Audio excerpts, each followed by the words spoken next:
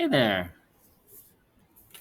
Many of you I know already use Google Slides, but I'm here to help you maybe come up with some ideas and to learn about some tools that you maybe haven't seen before. So, you guys are going to be making a comic book, and there is a template that you can make a copy of that has these. Okay? Um, so, I'm going to show you. Now, oftentimes with comic books, we choose a character like a superhero. Um, and let's say I wanted to do a cape. All right, so I need a cape for my character. So I could click on this and look at all these shapes. And I could find shapes that are close to a cape. That's kind of like a cape. But I don't see, ooh, that's pretty close to a cape, but it's not quite. Sometimes I want my cape to go different directions and I want it to be a little thinner at the top. So you can use these shapes and you are welcome to use these absolutely. But I'm going to show you a little trick that lets you make objects that are weird shaped. You're going to go to this. This is the line tool. When you click on this, choose polyline. Okay, I'm going to make a cape for you. Right. And each time I click, it makes a little point on there. And I can go back and change these points after I'm done with my shape if I'd like. So now I've got like an irregular shape here. And when I connect it, it fills in. And this can now be my cape. And maybe I don't like the top. Maybe I want to change it and make it skinnier at the top. That's much better. Okay, that looks more like a cape. Or maybe I wanted to rotate it a little bit. Okay. I could rotate a little bit and change where this cape is located. All right, so that's the first tool I wanted to show you. And the next tool I want to show you is another way you can use this polyline thing. So here's my cape, but now I got to get my actual superhero.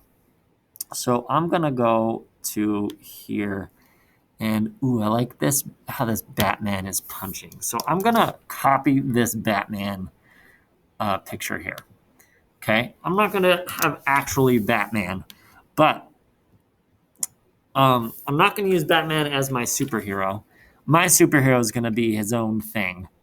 But what I do like, and it helps oftentimes with the polyline to zoom in. So I'm going to zoom in like this. Okay, so I want Batman punching. So I could take the polyline and I can trace over his arm. Ooh, I don't like how that was so straight. See how it's going to make a straight line? So I'm going to kind of round it a little bit. And I'm just tracing over this line here, and it's making the shape that I'm tracing. Oop! That happens sometimes, and I was hoping this would happen while I was doing this. I ended this shape before I wanted to, and so it kind of messed up. And so when that kind of thing happens, you sometimes have to start over. And what'll help is zooming in. Okay? And the reason that it closed is because I clicked too close to the point that I was just on. I was right on this point, and I clicked right here, and so it thought that I wanted to close the shape. So I zoomed in a little bit more, so now I can see a little bit better. Now I'm going to try this arm again. Here we go. Oop, I'm going to round that one again. There we go. That makes it look rounder. I don't know why it's doing that. Okay. And then now I'm here. Let me push there. There we go. Now I'm getting this shape that I wanted.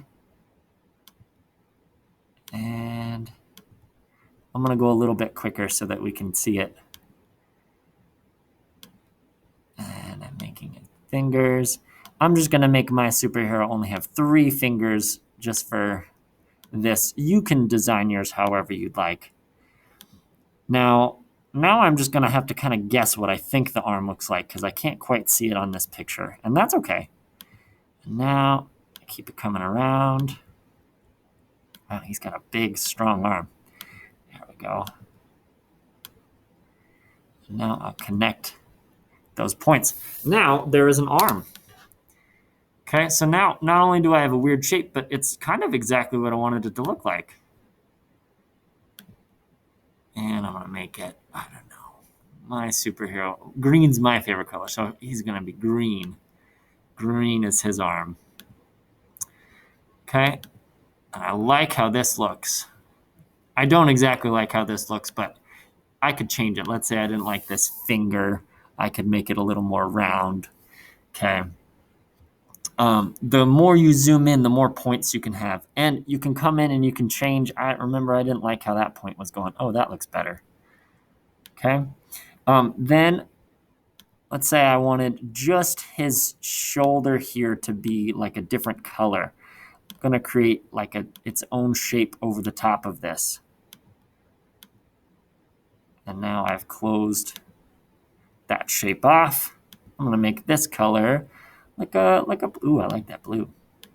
There we go.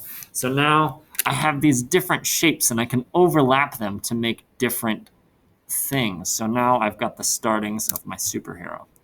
So hopefully this gives you an idea of something you could do for your superhero. You can make your superhero into different shapes than you wanted before. So you can go onto the internet and find a superhero that looks the way you want them and then trace over them. The more simple your superhero is, the easier this will be. And when you want to change him just a little bit, it's easier if they're very simple. If it's a very complex superhero, you might have time to build one of them, but then when he has to be in a new shape, it's going to be really hard for you to change him and make him look the way you want. And oftentimes I will use these shapes that already exist, like this one, to make an arm. There's a circle, and then I make another circle, and I attach it like this. Okay, and now you can see I'm sort of building an arm. Oh, that part of his arm's too long. And then here's his hand. And oftentimes it's even easier if you don't have time to draw a hand. Maybe you just make that his hand. It's in the shape of a little fist. Okay? So you can use simple shapes like this to create your superhero, and you can also use more complex shapes like this where you can change the shape of those. Okay? And I like these shapes because you can change which direction they're facing, and their arm will change for you. And then I wanted to show you one other thing. This is a more advanced tool, and maybe you already know this. If you use 2 fingers and click at the same time on your Chromebook, and then you choose order, you can change, maybe I wanted that piece in front, or maybe I wanted my cape in front of one of these objects. So I go to order, and I bring the cape just forward 1 space. And then I do it again, order, bring forward 1 space. And I do it again, and now it's in between, and maybe that's what I wanted. So you can change the location of your shape and overlay them over the others. I hope this gives you some ideas of how you can use Google Slides to make an awesome comic book. Good luck, and I can't wait to see what you come up with.